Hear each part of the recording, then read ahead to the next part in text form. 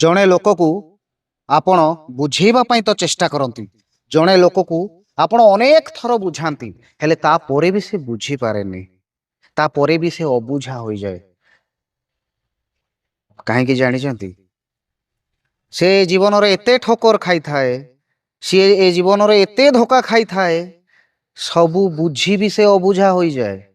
ତା ଜୀବନରୁ ସେ ଏତେ ମାତ୍ରାରେ ହାରି ଯାଇଥାଏ, ସିଏ କେବଳ ଗୋଟେ କାଠ ଭଳି ତାର ହୃଦୟକୁ କରିଦେଇଥାଏ, ସିଏ ଗୋଟେ ନିର୍ଜୀବ ପାଲଟି ଯାଇଥାଏ।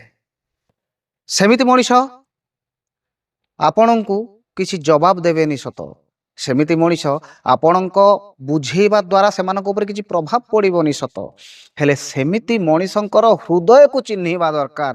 ସେମାନଙ୍କୁ ବୁଝେଇବାର ଆବଶ୍ୟକତା ନାହିଁ ଆଜ୍ଞା, ସେମାନଙ୍କୁ କେବଳ ଟିକେ ଭଲ ପାଇବା ଦେବାର ଆବଶ୍ୟକତା ଅଛି। କାହିଁକିନା ସେମାନେ ପରା ସବୁଠୁ ହାରି ଯାଇଛନ୍ତି, ସମସ୍ତଙ୍କ ପାଇଁ ଅଦରକାରୀ ହେଇଯାଇଛନ୍ତି।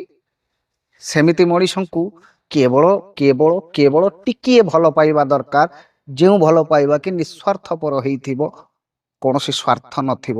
ଆଉ ସେଇ ଟିକକ ଭଲ ପାଇବା ପାଇଲେ ସେମାନେ ପୁଣି ଥରେ ବଞ୍ଚିବା ଶିଖିଯାଆନ୍ତି, ସେମାନେ ପୁଣି ଥରେ ଲଢ଼ିବା ଶିଖିଯାଆନ୍ତି, ସେମାନେ ପୁଣି ଥରେ ନିର୍ଜୀବରୁ ସଜୀବ ପାଲଟି ଯାଆନ୍ତି।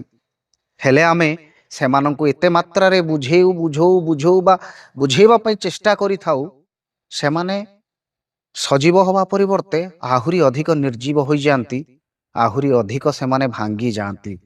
ଭାଙ୍ଗି ଯାଇଥିବା ଲୋକ, ହାରି ଯାଇଥିବା ଲୋକକୁ ବୁଝେଇବା ଅପେକ୍ଷା ଅଧିକ ଭଲ ପାଇବା ଦେବାର ଆବଶ୍ୟକତା ଅଛି। ଏଇ ତ ଜୀବନର କଥା।